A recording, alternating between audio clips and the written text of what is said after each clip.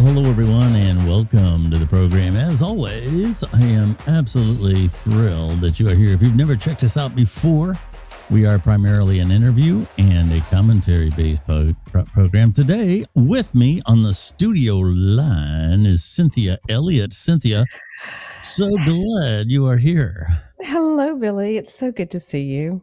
Yes, it's been a little while since you've been on the program. So glad to have you back. Cynthia is a co-host that regularly frequents the program, and she brings all kinds of stuff to it. We're going to talk about that in just a moment. My name is Billy Dees, and this is the time of year we're in production today. This is December 27th, and for me as a podcaster, I'll give you some just industry information here. At Christmas, New Year's time, people think, well, everybody's home, right? So they're going to be listening to podcasts and stuff. But actually, in my case anyway, and with most podcasters, the audience listens to podcasts as part of a routine. So they're commuting, or they're having lunch, or they're doing these other things, and their normal routine gets broken. So sometimes the listens can fluctuate. And I don't like taking long breaks because there is a loyal amount of the audience that does check in every week. So what do you do with that? Well, I generally try to do things that are just kind of fun. And there's predicting the future, wondering what the next year is going to be like. That's a topic that everybody is discussing. And Cynthia, like I said, she brings a lot of things. She's an intuitive. And what I like about Cynthia, too, is she also has a real good, solid background in marketing, business, and all that other kind of stuff. So she also has this real world presence with her, and those two things combine. And she always has these great insights. So we're going to talk about 2026 and what may be in store and some different categories of things. I got to tell you, 2025 was strange. Yes, it really was. Just I couldn't wait. Can't wait, whatever, to get 2025 over. 2025 was, I never would have, I knew it was going to be different, because with that crazy election and everything else. But there's some things happening this past year that couldn't have been predicted. And oftentimes people say, well, next year is going to be crazy. And that's something that you say every year. But really, there's a little bit of apprehension that I have for the future. Am I alone in that in general? Are you optimistic? And do you feel most of the people around you are optimistic about the future? I'm optimistic, tempered by a little, I've lived 50 years on this planet, pessimism. And I feel like a lot of people are actually feeling a little bit pessimistic. And I think that really is just about being inundated with a lot of really hard to take news. I did an episode like this last year where I talked about the year and what we would have. And I think all of it came true, if not most of it. And yet we even managed to top what I thought were a lot of shocking predictions with a lot of revelations about the truth about what is going on in our society. Basically, the Matrix, which we all make fun of, but it is in many ways very real, really revealing itself. And we all found out a lot about billions being stolen, and it was just we just couldn't catch our breath this last year. Yes, probably one of the things that as we move into the future. Business analysts, entertainment people, marketing people, just about every walk of life that you can imagine are really keeping tabs on what is going with AI. And I know that's been a passion of yours. You have the foundation. Do you want to mention what that is? Yeah, I have the Soltech Foundation, where we bring events and educational programs to the country to help elevate people, particularly people in underserved communities, so they can succeed in the age of AI. One of those is an AI literacy course. And then, of course, we have Soul Blossom and Soul Bloom, which help teach people emotional and mental mastery, because we're going through tumultuous times and we have a mental health crisis, and these are necessary skills. So thank you, Billy, for letting me drop that. Absolutely. Well, it's definitely a worthwhile foundation. And so let's start there. Is it going to impact the job market? We've been hearing that for a while. I haven't seen a huge impact yet. I mean, objectively, we're just watching the marketplace. It seems like unemployment is about where it was a year ago, 2 years ago. It hasn't been a huge fluctuation. Is that going to change? They've been talking about that for a long time.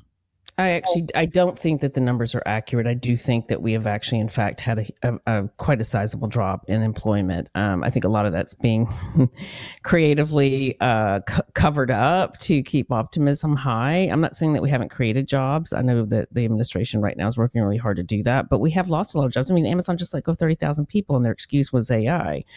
As are a lot of them, using that as the excuse. It's my prediction that in terms of the job market, within 3 to 5 years, we're going to be somewhere around 15 to 20% unemployment. Yeah, that is possible. A lot of people say that these new technologies can create jobs as much as they can, take them away. But I don't know that the overlap, kind of like in Indiana Jones, where he has to take the sand away and put the thing there that weighs exactly the same. Or otherwise the ball comes down and crushes him. I don't know that the exchange of job skills is going to be that smooth. I guess there's going to be a huge dip. Yeah, there is, and I would say right now, if we don't start having conversations about universal income this year, we're going to end up getting behind. And we already have enough people who are, dealing with housing and, the hierarchy of needs. People are already suffering under the demands of the hierarchy of needs, and we need to start to address it and be really realistic about it. Like, we're really quick to adapt to technology, but we're really slow to actually deal with its impact. And this is not something we can afford to do. AI could actually serve to put America really back on the map even stronger as far as an economy goes, in terms of production and manufacturing and all of that. But it could also really devastate the country in terms of the number of people who are going to be unemployed, whose purpose was actually being driven through their job, which means we already have the highest mental health crisis issue we've ever had, and that's just going to get worse if we don't start getting in front of it. Yeah, the breakthroughs that AI can bring. The positive ones. Yeah. What do you anticipate for the next 12 months? Yeah, I think we're going to see some really incredible medical breakthroughs, some ability to deal with issues that we haven't been able to deal with in the past, that were, incurable in the past, that we're going to find are actually curable. We just didn't know how to go about it. So I think we're going to have some wonderful breakthroughs there. We're also going to see an increase in the ability to utilize artificial intelligence to make our lives easier, but with that's going to come the loss of a lot of jobs. Yeah. And so, it's kind of a really strange time to be alive. It's exciting because it's a technological. It's the AI, the age of AI. It's in the fourth industrial revolution, and so it's exciting.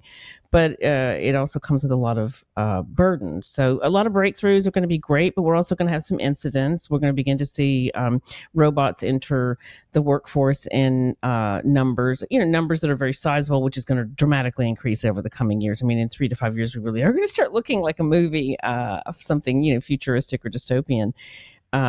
But with that's going to come some incidents that are going to shake our foundation and our ability to trust artificial intelligence. We've got people out there. I mean, there's no regulation going on. So we've got people out there doing some very scary and very loosey-goosey research and utilization of AI. So yeah, we're going to have some stuff happen that's going to stun us a little bit. But maybe that's what we need to start for doing some. I mean, I get why they don't want to regulate it, because it is the fourth industrial revolution and they want to see it take off.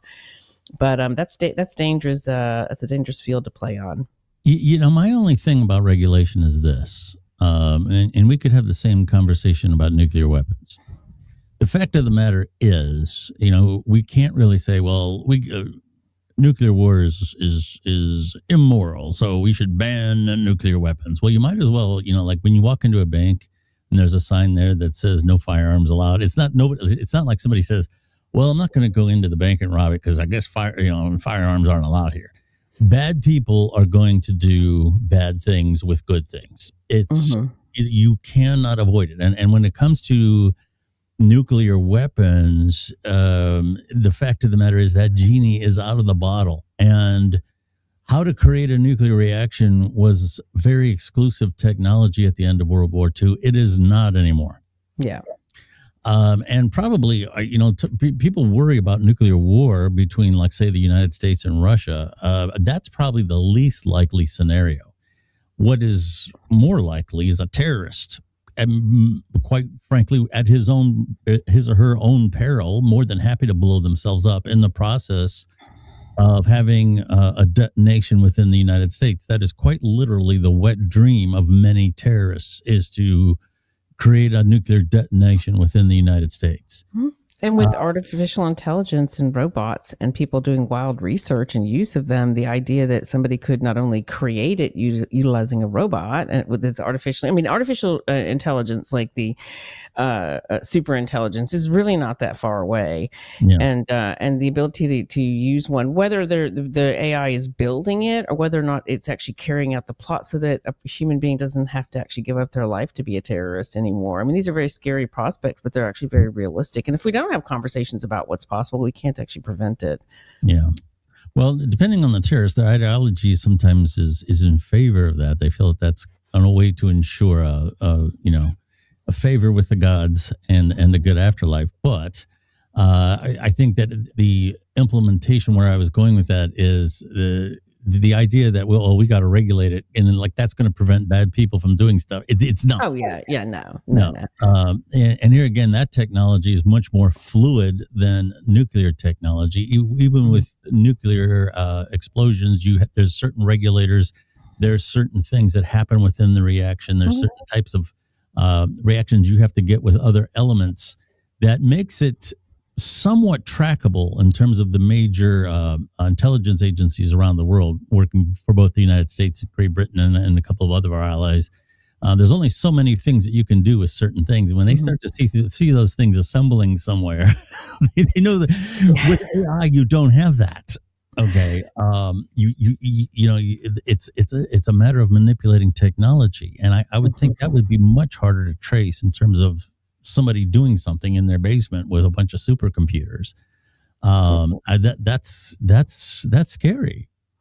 It is scary. I mean, in terms of there are some things like the amount of heat it gives off, the amount of water that's required. Yeah. But I think the conversation around regulations and laws is really less about us being able to prevent a horrible human being from doing horrible stuff or a horrible corporation from doing horrible stuff, and more about like being able to prosecute and do something about it when we catch them.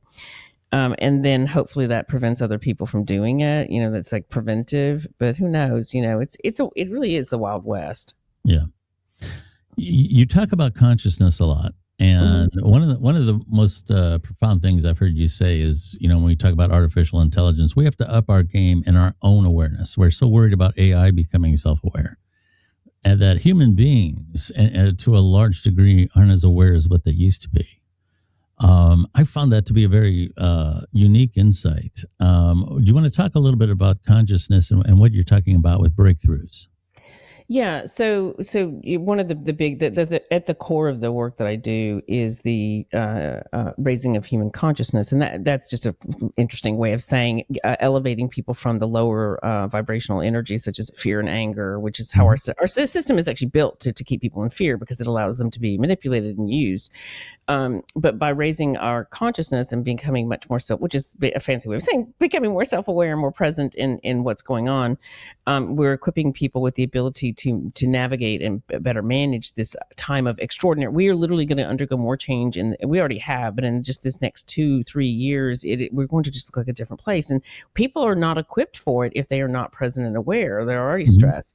And so that's really important. There's a lot of research going on around consciousness. It's my belief that we're all connected to each other. Quantum physics really supports that idea. And I believe that we're going to see some breakthroughs due to our collaboration with artificial intelligence and technology, and being able to better understand human consciousness and how we're connected to each other. And I think those kinds of breakthroughs are going to be really helpful, because it's going to help us to enhance ourselves while we're developing all these incredible technologies. I mean, we need to elevate. Humanity needs to continue. Everyone thinks of us as being done, like we evolved, and we're human beings, but we're still evolving, and we're still tapping in and learning things about ourselves. And we need to do that in parallel with artificial intelligence so that we control it and it doesn't control us. Interesting. That's interesting stuff there. I'm going to sound really bad here. I know people probably hate me for saying this, but I think there's a level of stupidity in our society now that I have not engineered. There, and my grandma used to say when somebody was really stupid, I've always remembered her saying this, that they don't even know they're living. And that always used to crack me up. But there were some incidents. I don't know if you followed the news or not. It doesn't matter if you're a sports fan or not. There was an incident with some hecklers in the stands over the past couple football games, and I've been to some of these games over the years, and I can tell you, there's people that you look in their faces when they're drunk and when they're yelling at the field. These people are zombies. I mean, there's nothing there. Mm-hmm. And over the years, I guess you could say, I think social media made it more visible. I suppose that's true, but yeah. By the same token, I can remember going through going to school, going to the mall, dealing with the public and all that in the 1980s, and I just don't remember the level of stupidity that I sense from a lot of people. Am I wrong in that? Is there something that's affecting that?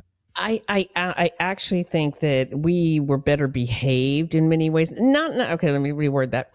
We were being controlled better by the systems that were in place, and there was a very sort of strict code of how you behaved when you were in public. I mean, we were much less confrontational. I'm not saying there weren't people who were like that, but yeah, I mean, there were a lot of rules and a lot of expectations and a lot of behaviors that we were mores and all of that we were expected to show up with. Sure. And I think now with social media and the attention economy, we're seeing people show their most base selves and revel in it because it's getting them engagement. Even if people are yelling at them that they're an idiot, they're like, "Great, I've got 10,000 people telling me I'm an idiot." Yeah. And I think we're just seeing it more, and the communication is different. Like in the 80s, we had televisions in our living rooms, and we had a phone stuck to the wall. We couldn't take it with us, so our idiocy was not broadcast. Yeah. We got millions of people sharing how stupid they are. Yeah. And I have to tell you, I heard some video earlier of these men talking about doing something horrible with it's a real podcast with real grown-up men on there. Well, grown-ups being, and they're talking about doing something like, what would you scenario would you imagine with your wife if you were going to do this horrific thing to her? And they're talking about it like this is like a normal conversation to have, and it's a really horrific conversation. And I'm just listening to it, thinking, "Wow, we really are just letting everybody know how dumb we are now." Yeah, or how moralless we are. Yes, and that is the other thing that I've noticed. When I say depravity, I don't mean necessarily sexual depravity, but depravity that in a way that there is no respect for life. When Charlie Kirk was assassinated, the displays online were beyond the pale. And even what happened with Rob Reiner, somebody's death should not be celebrated. And the only thing I will say, there was a lot of people who made crass statements about Rob Reiner and his life and his beliefs and all that. I didn't notice too much celebration. What went on with Charlie Kirk was outright celebration. Yeah, it was shocking. Yeah, and it was shocking. And these incidents really show me. I'm not old enough. I wasn't born when Kennedy. What happened down in Dallas. That was before I was born. And Martin Luther King and the other Kennedy. I was maybe 2 or 3 years old.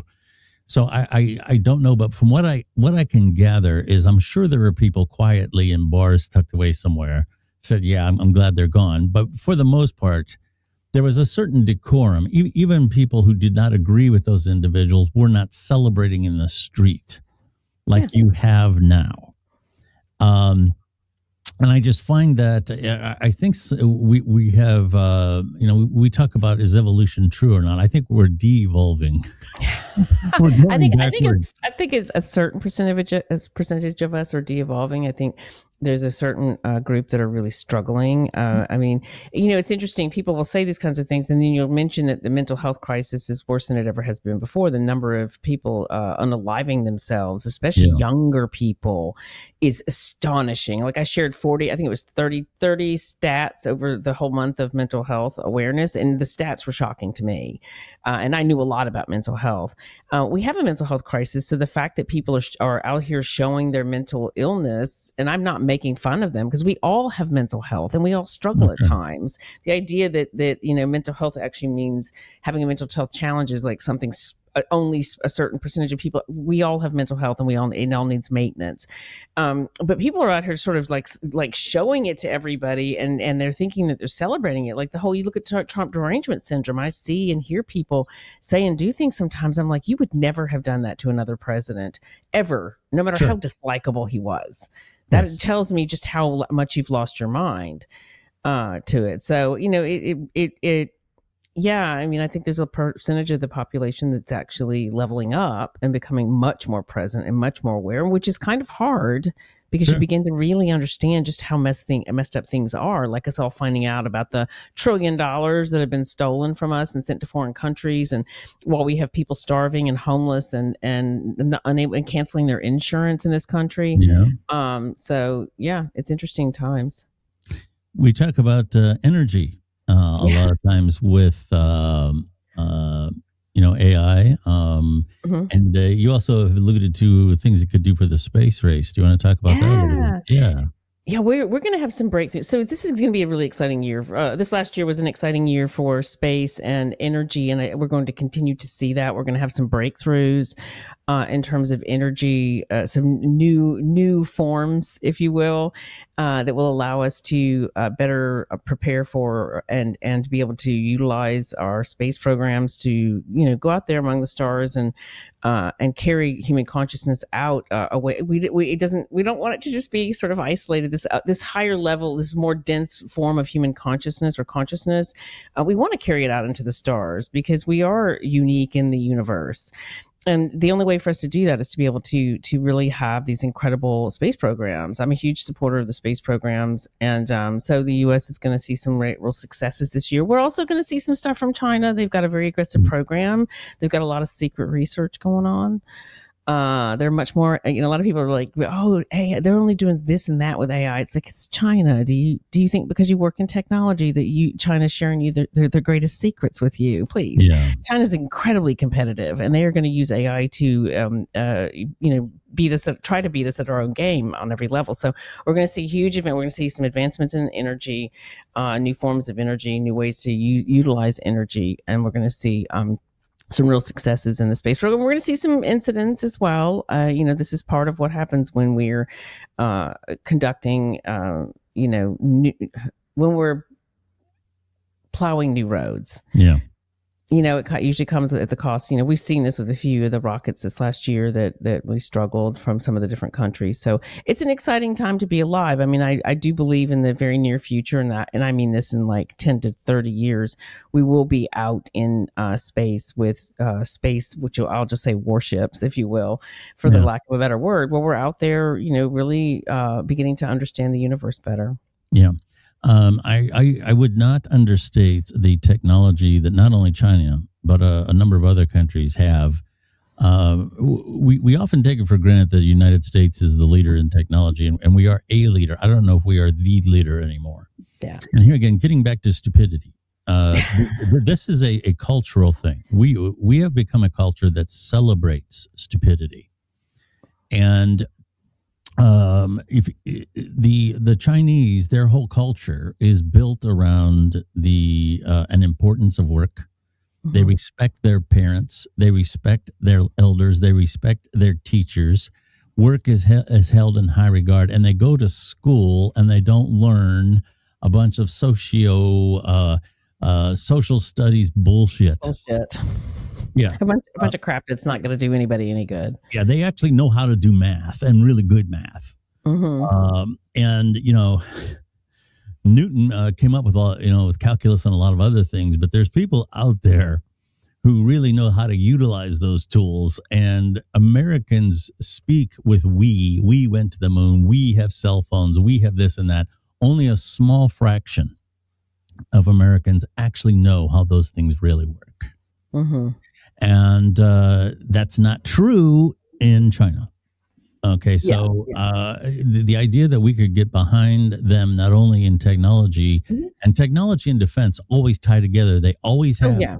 Oh, absolutely. Yeah, this is a very big deal. Like when I talk about space and energy, those two things are deeply tied to our defense program. It is really important that America stay ahead, that we be, be the ones to make those breakthroughs if we can on every front, because we are in a space race, and whoever gets out there first is going to command and dominate, and that's just the truth. And command and dominate, and this is what other people miss about it. They think that we just want to go on like joy rides, and that rich people just want to pay. No, this is really about the fact that we've got planets out there that have resources that we're running low on in this planet, or resources that we don't even have on this planet, that are going to allow us to take things to the next level, and whoever gets there first really does dominate. Yeah, it's people talk about the space race of the 1950s, actually in 1960s. That was all about defense. That was all about fear of Russia, the USSR at the time. That was that was the boogeyman. And yes, those things have not gone away. Those aspects of things have not gone away. When you look at what technology can do now with AI, with what we're learning about propulsion, with what we're learning about communications, the idea that we could be attacked from space is a very real thing. Absolutely. Yeah, and even in it, just to give you to tease, like how as a futurist and intuitive, I have foreseen that in the not too distant future, some of our inventions here on the planet will actually come back to us. Like we're developing these robots and these humanoid robots, which are human robot hybrids. Those will go out into space, and they will end up coming back to us. In the future, this is my prediction, and they will not see us as their parent. Yeah, I'll tell you too. This came across my feed a couple months ago, and I now I'm kind of following it. I have a bizarre fascination with these sex dolls that they're selling. And I'm not being cute here. I'm not being no. I know you're not. It's actually really serious. These things, I've seen close-ups of the texture of the skin looks so real, and the hands, the veins in the hands, the tendons going out to the fingers, the detail is absolutely amazing. They're going to make a lot of money off of men who would rather have. Well, I mean, the truth is, a lot of men, there's Dean. I don't know if you've ever heard Dean Withers, I think is his name. He's a podcaster, and he does this thing where he has men call in and challenge his beliefs that women are equal to men. And the number of men that call in to say that women are subservient or women aren't good leaders is astonishing. And he does a brilliant job of really nailing them down. But I've been hearing a bunch of these lately, and you and I did an episode about 6 months ago about, because I was really concerned they had a humanoid robot that was going to be able to give birth to children. And we did this really great episode talking about that and the issues around these sex dolls or sex robots and what that's going to cause, which will cause a decrease in marriage and birth rates, further decrease. We did that, and then I started to hear all this content, and then I posted like a week ago on X. I was like, you know what? I changed my mind. Maybe robot girlfriends are really good, because then they can be abusive, dismissive, treat them like a slave, beat them, do whatever they want to them, and it won't be the same as, at least it's a human being. And that sounds really terrible, but the statistics are quite shocking. It will be interesting to see how these robots are actually treated.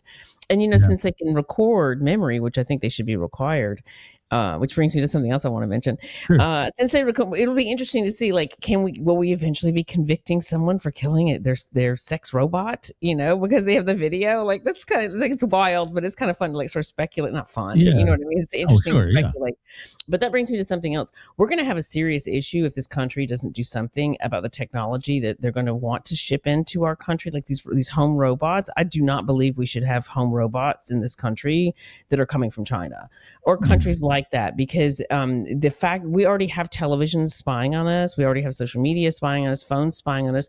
You're going to put a robot in a home, and not only could it spy on us, but what's to stop it from doing something that's been programmed to do that you can't see? Yeah, like I think that's actually a really important conversation. Yeah, I would agree with that. I don't know. I know we're going to talk a little bit about men here coming up. I know you have a lot to say about men. And I will say, I don't think that men are not. There's this woman on TikTok that does nothing and talk about how bad men are. I'm going to, some of them are actually kind of funny. She talks about how they have bad hygiene. But anyway, I don't think that most men are that sinister, but I do think they're, in terms of abuse, I would have to say, my personal experience of having a lot of male friends from all walks of different life, I've never heard one be coy or be funny about abusing a woman. Now, it's not to say that doesn't happen. I know it's a big problem. I don't want to piecemeal this out. I just say that I know it's a problem, but I think it's becoming a given that all men are terrible. And that's the shtick of this woman on TikTok. She's got like 200,000 followers, and her shtick is most, not all, but most men are fiends. Okay. I don't think that, but here's what I do think. There's a certain side of men that this will resonate with in terms of the sex doll. I don't know that it's something that, like I said, that's going to want them to be especially deviant or abusive. But I remember, I believe this was Charlie Sheen. He was asked one time, this was way back in his winning days. Okay. And I believe it was him. He was asked one time, hey, man, I'll tell you what, man, you're a good looking guy. You're a movie star. You're loaded. You can have any girl you want. Why would you pay for a prostitute to have sex with you? And his answer was, I don't pay them to have sex with me. I pay them to go away. Now, I know this is bad, but that's probably where the worst of it would be.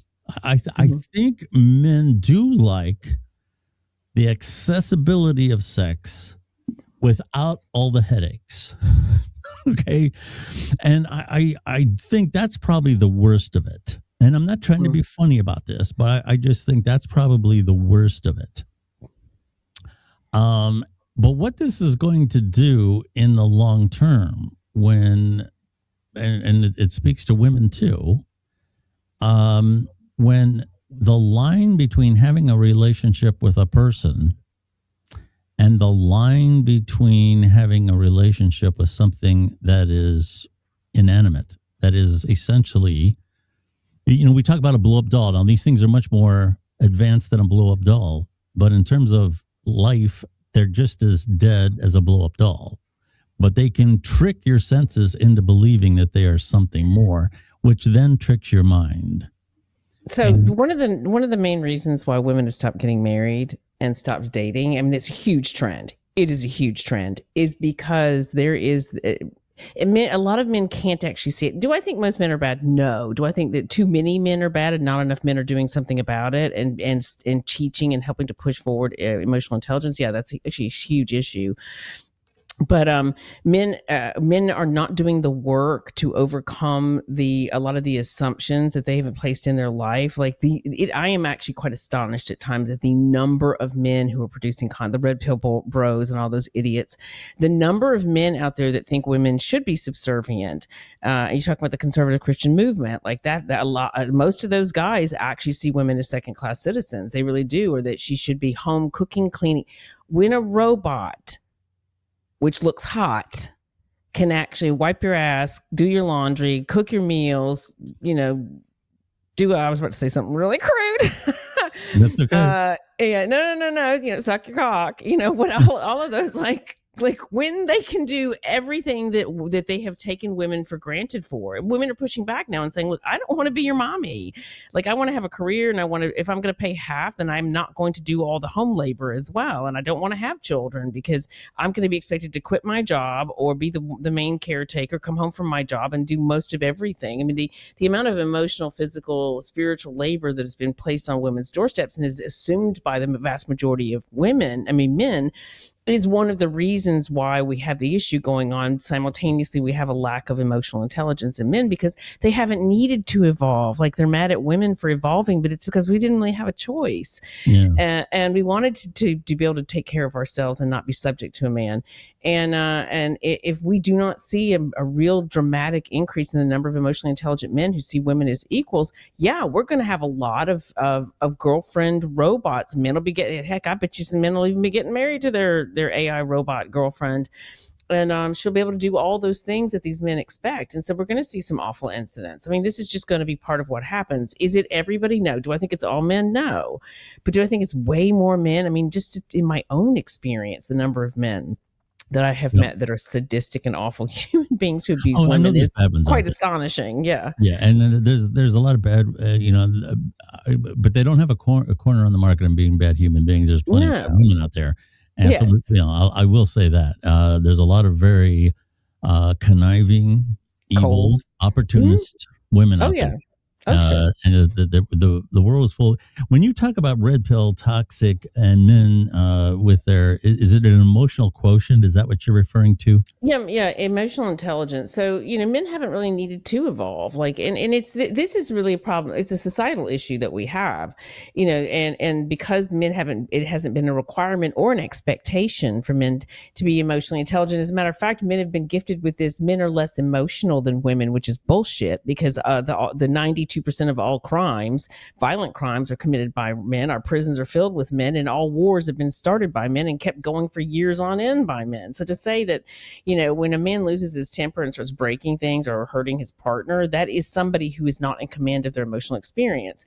And to, the number of men that I hear who do say things like women aren't good leaders, I mean, it amazes me. And as a Gen X woman, it's actually quite dominant in my generation. But to even hear these young kids repeating this red pill nonsense, we have a lot of the number of podcasters, male podcasters out there that are driving this narrative, and they're teaching these young men who are lonely.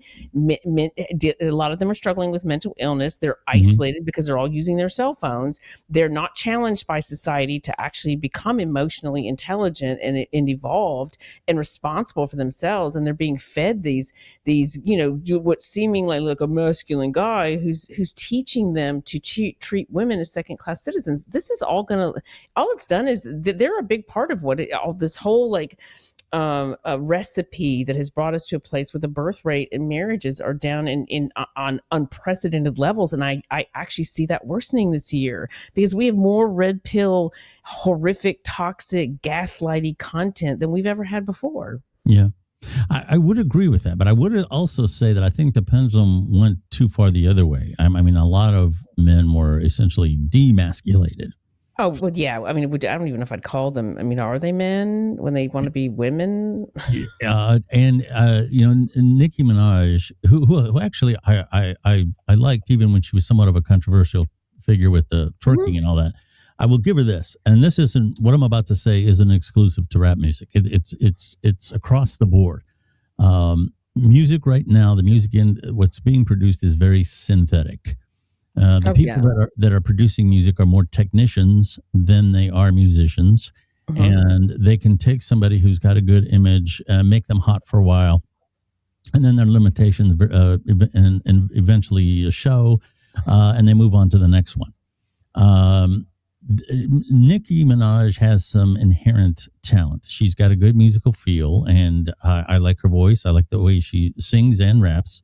Yeah, I like her too. Yeah, and I've liked her as a person for a long time. Now, she has seemingly, and I don't want to speak for her, but she's made some pro-conservative, pro-Trump, pro-Republican comments here recently. And one of them was there's nothing wrong with being a girl and there's nothing wrong with being a boy. And that turned out to be this big is that really a controversial statement? No, it's not. But the liberals and people who have TDS are going to find like 2-3 words in a 8-paragraph conversation, and they're going to turn it into whatever. I don't think what she said was too bad. I mean, I think that move was stupid, but that's a conversation on the list. Is the whole conservative Christian turning point situation. Yeah. Okay. And that's I like I said, I became more aware of Turning Point. I was aware of it but I became more aware of it after what happened with Charlie Kirk. And by the way, what happened to him was a shocking abomination, whether you agree with what he said or not. We cannot tolerate that type of stuff. No. And I, now that I've gotten a little bit more familiar with it, I kind of understand the message a little more. I understand why it gets criticized, but I also understand why it's popular, because so many traditional beliefs that are just kind of, for example, okay, take religion completely out of it. Every statistic in the world says when it comes to being privileged, what's going to give you a head start in life is you have two parents. There's absolutely every statistic in the world supports that. Every statistic in the world says if you're going to be successful to some degree, you finish high school. Every single statistic in the world says the last step, you don't have kids of your own until you're out of high school. Those three things right there make you privileged, in quotation marks. Now, those are values that Christians often talk about, and they get lambasted for it. But objectively, those things do prepare you better for life. I don't think most people, although I did give Charlie, I have to be honest with you, about 2 months before he was killed, I don't usually do a lot of responding to people's posts, especially when I'm like, but he had said something about women, have babies and don't become a career person. And I was like, because it's very easy to say something stupid like that. I'm sorry. I think that's a terrible message to send to women when the vast majority of women have to take care of themselves. And because our divorce rate is so high, what you're basically saying is make yourself vulnerable to being homeless. I mean, we got a ton of women who are raising the kids. The vast majority of children from divorce are raised by women. And a lot of people just want to make that about her getting money from the man. But the vast majority of divorces do not end in some woman getting a bunch of money. Like, that's such an illusion created. I don't have a problem with those. And I don't think most people do. I think most people have an issue with conservative Christians because of the hierarchical behavior that they exhibit, and that they're making the right decisions about their life, and that you're not, and you're going to go to hell because of your choices. And that underlies and underscores a lot of that preachy behavior. So I think it's less about, like, if somebody says, I think, it's better when kids are raised by two parents, that's not insulting. But if it's said from a pyrotechnic filled stage while telling everybody that if they don't have God, they're going to go to hell, it makes the whole message get lost. I think most of us know, and I frankly don't think we need conservative Christian behaviors to come back to the surface for us to promote the fact that people should have children in two-person relationships and that people should finish school and things like that. But, let's throw the baby out with the bathwater. One of the things that you talked about or mentioned, and I would agree with you, that social media as we know it is on the decline. Yes.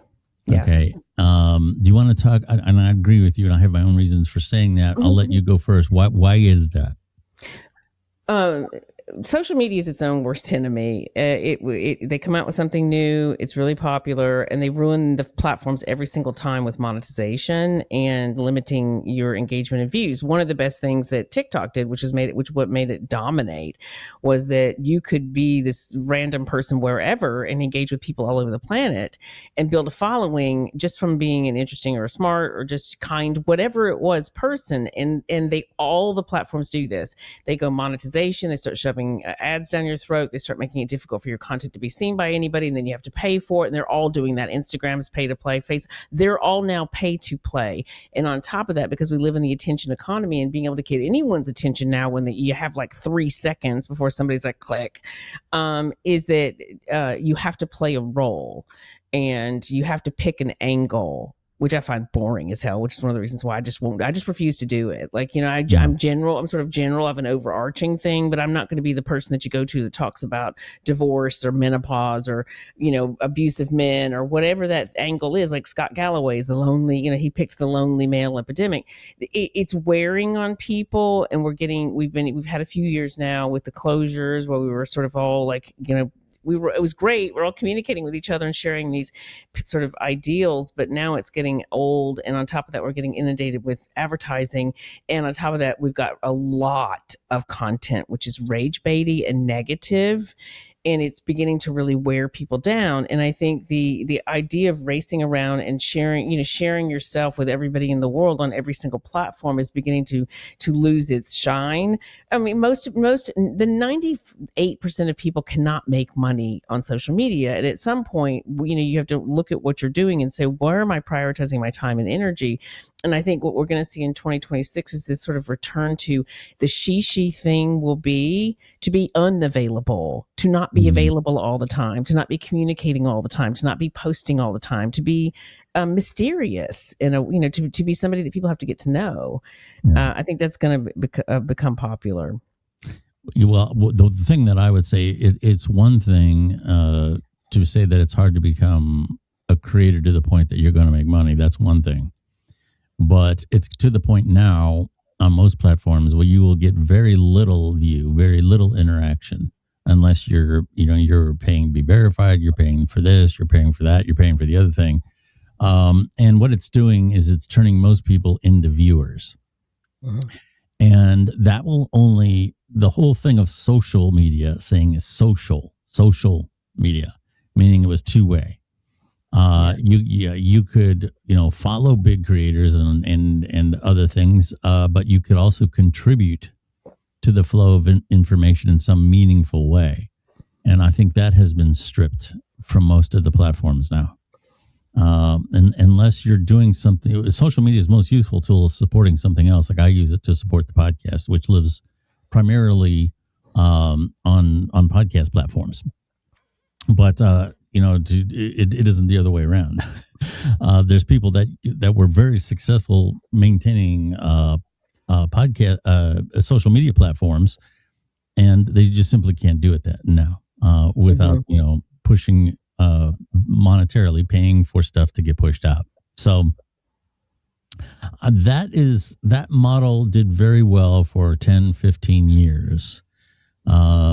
But they're trying to tweak it now, and they're tweaking it too fast, and they're doing it incorrectly. Yeah, I agree. Yeah, they've got to let the average user participate to some degree, or they're not going to. That's the mistake they're all making. They might as well watch a movie. Yeah, I checked out. Like I'm on Instagram and Facebook, but one of the reasons they became so bad about that years ago. We're not even talking. It's been a few years. But now they're all like that, and that's a huge mistake for them. But I actually think it's going to end up being better for human beings. Hopefully, they'll spend more time developing themselves and getting out into their communities and becoming part of the community. We're going to need that.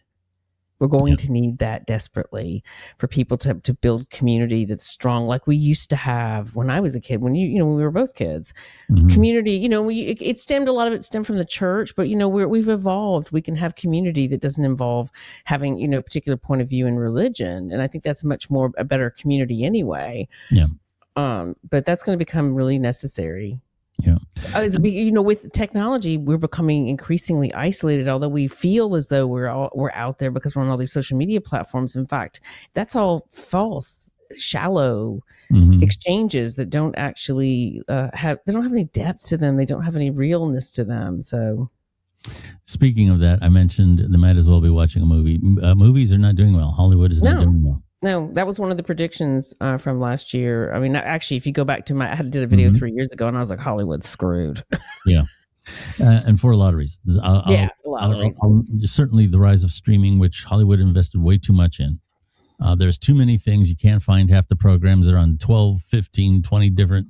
You used to talk about cable having a lot of channels. Now you got so many streaming services, you can't keep track of them. Yeah. They overinvested. You have things with TikTok and other things where people are spending their time looking at the screens in their hand, not at the ones at the Cineplex. And they did. We talked about this before many times during the shutdowns. The arrogance into which these actors spoke down to all the peons out there. About shots, getting these jabs, as they say, and acting and behaving a certain way when they did the opposite in many cases. They had the resources to go somewhere else. And the anti, I guess you could say, the anti-celebrity now But they earned that. Yeah. Yeah. And getting back to Rob Reiner, he said some things that were very insulting to folks. And here again, I'm not pro or con on Rob Reiner. He was a child of the nepotism machine, as much as Trump was, and he was what he was. I didn't agree with a lot of his policies and so forth, but I didn't have any animosity towards him. He was just another entertainer. I will give him this. The couple of movies he did, he pretty much gave birth to the romantic comedy with When Harry Met Sally. And he changed the way, if you're a fan of courtroom dramas, with Law and Order and all those NCIS and all those ones, he changed courtroom dramas with A Few Good Men. He changed the way those were presented. Okay. Oh yeah. He had a stunning impact. And you know what? He's allowed to have his own views. So he was an asshole about being a liberal. Doesn't mean that what happened to him was okay. No. And the assumptions that a lot of people made about what happened with the son, I talk a lot about the fact that I believe pharmaceutical industry has done more damage to mental health in this country than anything else. I mean, look where we are. We have 10 times more drugs. They've been out now for 35 years. Well, probably much longer, but the big ones like Paxil. And yet we find ourselves with an all-time high mental illness. So it's not working, folks. Yep. And guys like him, I've said this from the very beginning, Metro Goldwyn Mayer, okay, they did not get political. And they kept a tight lid on stars back then because they knew those stars were stupid. And they didn't want them going out and getting involved in politics. They kept a very close rein in on their stars back then. And now you have people like Rob Reiner, who have become political figures as much as they are entertainers. And you can't separate those two once you've created that beast. Once you've created that two-headed monster, there's no separating it. Which is, and I'll just bring this to, I want us to bounce over before we, do whatever we're going to do to the turning point thing. Because I think this actually has parallels. Now, go ahead. So we have Hollywood's dying for many reasons, as we know. The price of movies, just even going to see the movies, the streaming services, the fact that they couldn't come up with an original idea to save their lives, and they just kept putting out the same shit. Like, I mean, come on, how many times are we're gonna go find something from the past? I mean, how many times did Jane Austen really need to be redone? But it's things like that. 12 different Avengers movies, and I was a huge fan until I was like, okay, I'm getting weary. But and the arrogance of the celebrities, the lecturing. There's no relatability with celebrities. They killed the opportunity to they could have done something about it about 4 or 5 years ago, but they screwed that whole thing up by telling us all how to live. And now it's too late. And people would rather hear, because we're also challenged, find the cost of everything, the food, the gas, the housing, all of that stuff. It's off the charts, got people under extraordinary pressure. They don't want to see people walking red carpets, wearing $10,000 dresses anymore. It's unrelatable. It was that mixing of religion. Religion. Well, I guess you'd call it religion because the way liberals behave, it was a religion for them, and politics and Hollywood and entertainment. That is one of the reasons why there's been such a backlash. While on the one hand, the turning point, Erica Kirk's situation has certainly brought a lot of attention to conservative Christian and Christian nationalism. It's caused a huge backlash, which is actually a very big problem. And I believe it will be an increasingly difficult issue for Republicans to overcome if they continue to ram it down people's throats the way it's been done in the last 3 months. You're blending religion. I mean, are you a religious organization or are you a political organization? Because I'm confused. Because what is your status as a nonprofit? Because you act like a political action committee. And you're telling people, to even hear her say that they were going to get J.D. Vance elected. It's like, you know what? You need to sit down. Please go away for a couple of weeks because, sorry, I'm bouncing all over the place. This is actually really important to me. I believe we're finally getting on the right track to do something about America's future. And I do not want to see it get derailed by people who want to see us return to the way things were in the 80s. You cannot uncork that. bottle, and some of the things that are being said and the behaviors and just a lot of what's happened since Charlie Kirk was killed has been incredibly distasteful. Abnormal. I'm not here to bash Erica Kirk or how the Merry Widow is behaving. Doing the video 2 days after with a face full of makeup and promo merchandise behind you was the beginning of just a series of just huge mistakes. And when you fold that in with this very lectury approach that's happening from the stages that they're doing, and I don't know if you've heard some of the content, but they're having debates about women being second-class citizens at turning point events and that women should lose their right to vote. I mean, these are conversations that are happening in front of thousands of people at these events. This is not the approach that is going to help get him elected. Telling people how to live and what God to believe in and whether or not they should think Jesus did this or that. Jesus was not a Christian. And the fact that Christians and conservative Christians and the Christian, they sort of co-opt him in this way.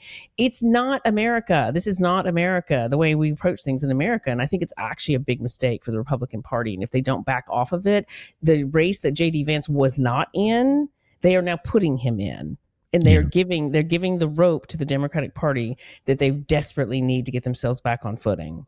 Yeah, they're both the Republicans and the Democrats are in bad shape. The Democrats are still dealing with a certain amount of lunacy in that party. Yeah, that's going to be the thing they have to root out this year. If they can root that out in the next couple of months and put forward a much more sane approach and weaponize some of the dumb decisions Republicans are making, they could actually have a chance. Yes, and if you think otherwise, and here again, I'm for the most part, I lean conservative, and I don't want some of those crazy left ideologies to come back in like they were a couple of years ago, because they were just crazy. I mean, it was beyond agreeing or disagreeing with them. They weren't even in the same realm of reality. It was lunacy. It still is a bit lunacy, but at least the trend. And I don't have a problem with people being transgender, but the children thing and the number of Hollywood kids, the statistical odds of that many Hollywood kids being transgender is bizarre. Yeah. Let me ask you this about the voting. Mm-hmm. Okay. It's generally considered that women didn't have the right to vote because they were women, but it was more complicated than that. What a lot of the original idea is that men were eligible. Probably not eligible is not the right word. They were compelled to be drafted.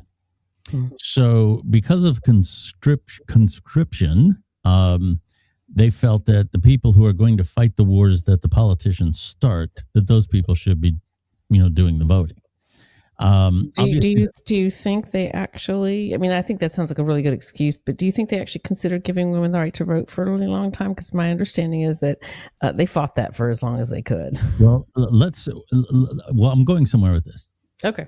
There's been suggestions now because women contribute to society very heavily, that we just tweak that a little bit. Okay. And we say that if you haven't filed a tax return, you don't vote. Meaning that if you are, and right now we're about somewhere between 45 and 50% dependent society. Now, some of those people have earned it. They're not all, just going along for the ride. They've paid into retirement, they've invested, whatever. But for the most part now, we have a situation where half the country is pulling the wagon and the other half is sitting in the wagon. And can we sustain a country where there's more people in the wagon than there are pulling it? So there have been people suggested that if you haven't filed a tax return and paid taxes, that you shouldn't be eligible to vote. That should be the new standard. What do you what that sounds like a really slick way of taking a lot of women's right to vote away. You want them to be so let's get this right. You want them to be mothers. You want them to be traditional. You want them to have kids. And now you don't want them to have a right to vote because they're not paying taxes. The fact is it's an absurd suggestion because people fluctuate in their work, and women give birth and take a little time off. So now she can't vote, but in a year when the child is a certain age, she can vote. It's just absurdity. And it actually pisses me the fuck off that that's even a conversation. In America, we should not be making that. If you're an American citizen, you have the right to vote because you have a vested interest and your life is impacted by the decisions that are made, regardless of whether or not you paid freaking taxes. Yeah. What happens to you when you get sick, what kind of insurance you might have. I mean, perhaps you're just not working for whatever reason, but you're still impacted by the decisions that are made in this country. And to even bring that up sounds like that has to be a Republican idea. Because it has to be, because they've always used money as a weapon.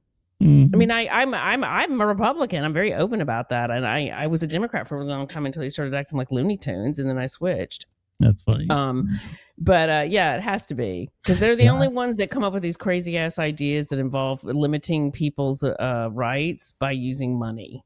Yeah. Well, I'm not for making any changes to eligibility to vote. I think citizens should have a right to vote. So let me state that very plainly. It's a good talking point. I wanted to hit you with it. However, I mean, you could make the argument that a lot of Democrats did try to bring an influx of a dependent society into this country. And the only reason if they're not citizens, we shouldn't even be. That's a whole other conversation. The fact that, I mean, we all knew they were doing it. I knew because I kept trying to do things in New York 2 years ago, and I would go into, I went into the DMV, and this is just the story. I keep repeating this story to people because I found it so fascinating. I'm there to get my ID and then to get my driver's license in New York, and they will not. I have everything that I was asked to bring. And I have an old license from having lived there before, and they wanted me to leave and go back with divorce papers from 15 years ago for a name I've never used. And on the counter in front of me is a sign that said, if you are, and they use a different wording, but it was illegal immigrant, please bring a handwritten note by the person that you're living with or your landlord so that we can get you an ID. So the illegal can get an ID with a handwritten note, but I bring in everything, passport, you name it, bills, everything, and they want me to leave. And I could never get another appointment there because they couldn't find me in the system. Had a license there before, went by the DMV. Anyway, the point is that kind of thing kept happening. I would go to apply for funding for the Celtic Foundation, and on there it would say, if you're whatever that phrase is they kept using for illegal immigrant, we have special funds for you. And I kept running into it. And then I went to my local in Brooklyn. I went to my local, not congressman, but I forget what they are. They're important in New York. He oversaw that. The borough that I lived in, I went to his offices, and the entire plate glass front window of his office was nothing but illegal immigrant opportunities, money, funding, housing, food, Visa cards. And I was standing there like, oh my God, this country is so screwed up right now. And I realized what the Democrats were doing. I mean, I had heard rumors. I had thought that might be what they're doing, but it was confirmation. And we need to change that. Illegal immigrants, if you're not a citizen, you should not be able to vote. I don't care what your status is. Yeah, I agree with that totally. But that's where a lot of this conversation is coming from. I would only disagree with you. I don't think it's aimed at women. I think it's in response to what has been done with manipulating the population for the power of manipulating the vote. Yeah. And I think that's where a lot of it's coming from. Now, I think there's better ways. I think citizens should have the right to vote. I think enforcing the laws, like with illegal immigration, I want to be very clear on that, because Democrats and left wingers will not. They'll just say, well, people are against immigration. No, they're not. What they're against is illegal, just leaving the front door to your home wide open. I believe it was Senator Kennedy from Louisiana said one time, and I thought this was a good analogy. You lock your door when you go to bed at night, not because you hate everybody out in the world, but because you're not going to let anybody into your home until you know who they are. And that I thought was a great way of explaining why enforcement of the borders is important. It has nothing to do with hatred and all this other kind of crap. No. All right. Interesting conversation today. Yes. I want to thank you very much, Cynthia. Where can people find you? Yeah, you can find me at shamanisis.com. And of course, I'm on all my social media under at Shamanisis or at Shamanisis Official. My name is Billy Dees. You can find the Billy Dees podcast anywhere podcasts are found. You just a simple search. We're strongest on the major podcast platforms. Here again, real easy to find the Billy Dees podcast. You can find me on X, which at one time was Twitter, and Twitter is now X, at Billy Dees on X. And that's kind of like my social media home. We were talking about social media. X has gone through a lot of changes as well, but it is still a place for active, real-time events. When there's a news story breaking, it's on X. Thank you very much for listening to the Billy Dees podcast, and we will talk to you again very, very soon. Thank you for listening to the Billy Dees podcast. Follow Billy Dees on X, at Billy Dees, for updates about the program. Do you listen to music or audiobooks on streaming devices such as Sonos or Amazon speakers? How about on your car sound system? If you use Spotify, Audible, or Amazon Music on any of these systems, you can also listen to the Billy Dees podcast the same way. Billy and his team go the extra mile to make sure our podcasts sound as good or better than anything on the radio. Listening to the Billy Dees podcast has never been easier. You literally just have to ask.